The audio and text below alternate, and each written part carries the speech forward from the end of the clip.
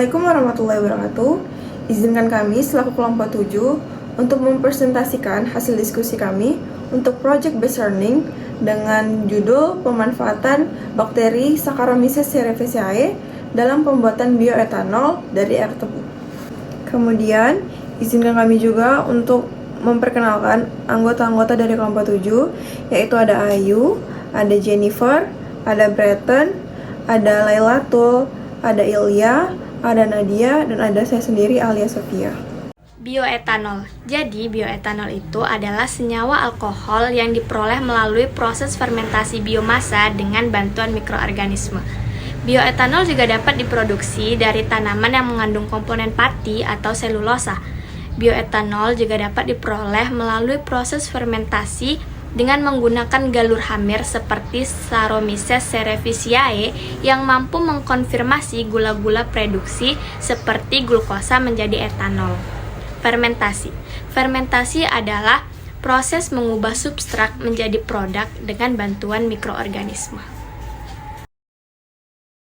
Selanjutnya, tetes tebu dapat menghasilkan bioetanol melalui proses fermentasi dengan bantuan mikroorganisme Saccharomyces cerevisiae yang memiliki kemampuan mengubah glukosa menjadi alkohol.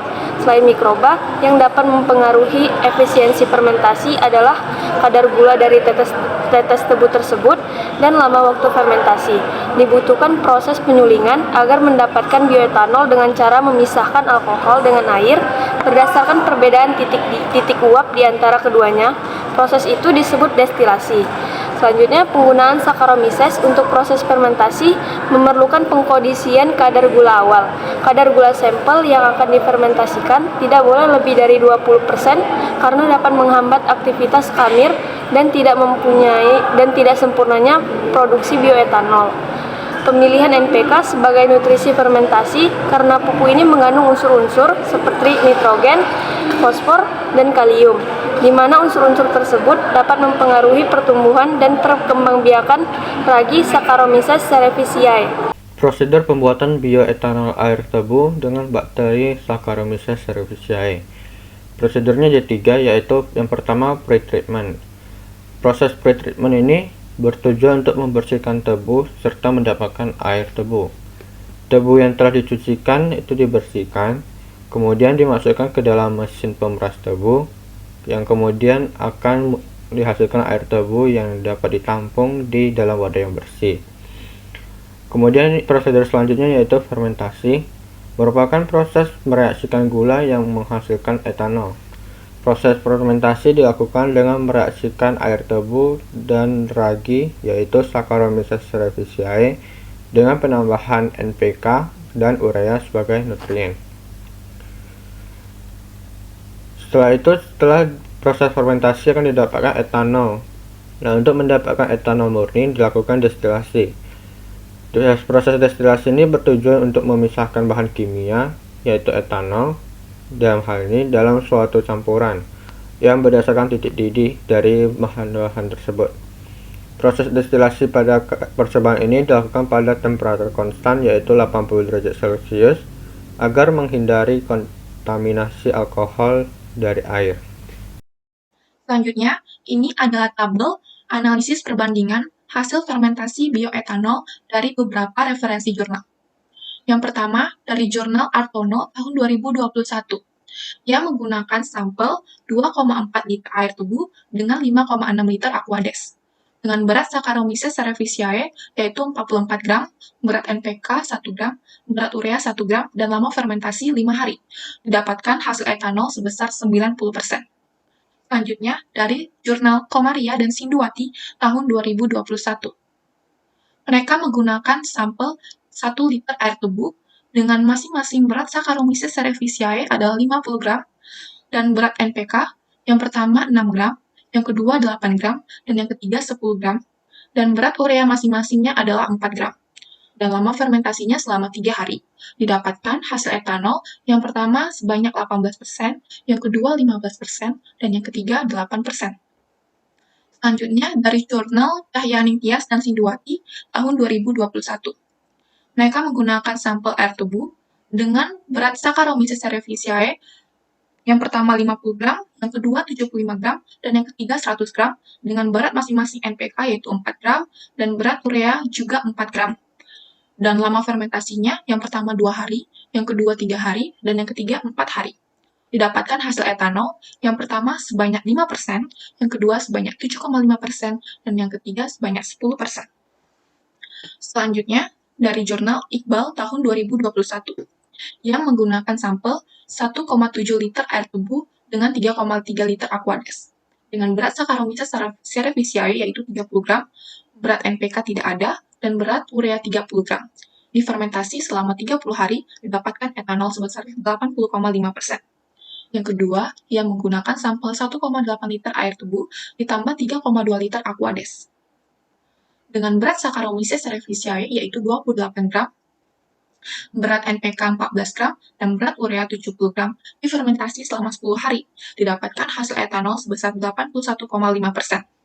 Dan terakhir, diambil dari jurnal Saragi dan Purba tahun 2020, mereka menggunakan sampel 25 liter air tebu ditambah 64,275 liter Aquades.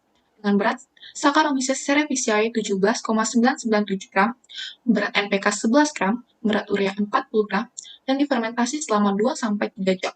Dapatkan hasil etanol sebesar 92%. Dan yang terakhir, mereka menggunakan sampel 28 liter air tebu ditambah 71,988 liter Aquades. Dengan berat Saccharomyces cerevisiae 14 gram, 28 gram, berat NPK 14 gram, berat urea 70 gram.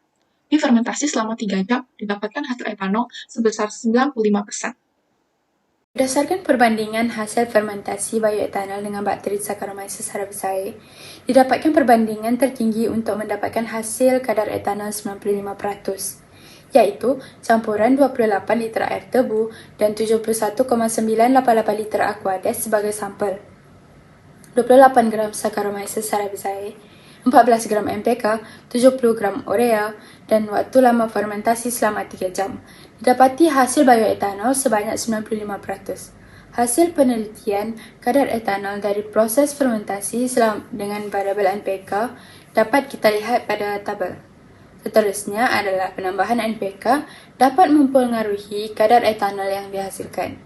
Penambahan NPK yang terlalu banyak dapat membuat kadar etanol menurun. Hal ini disebabkan apabila penambahan NPK yang berlebihan dapat membuat sel Saccharomyces cerevisiae ini mengalami denaturasi kerana suasana pH-nya yang semakin asam.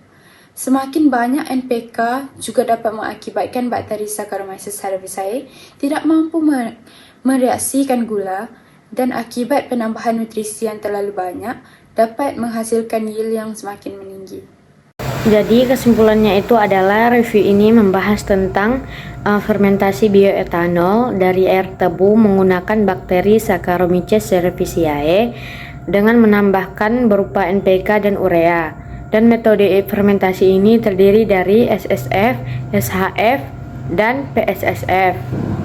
Pada pembahasan ini menggunakan metode SSF karena prosedurnya lebih mudah dibandingkan metode lainnya. Tetapi metode ini memiliki kekurangan seperti hasil etanolnya tidak maksimal.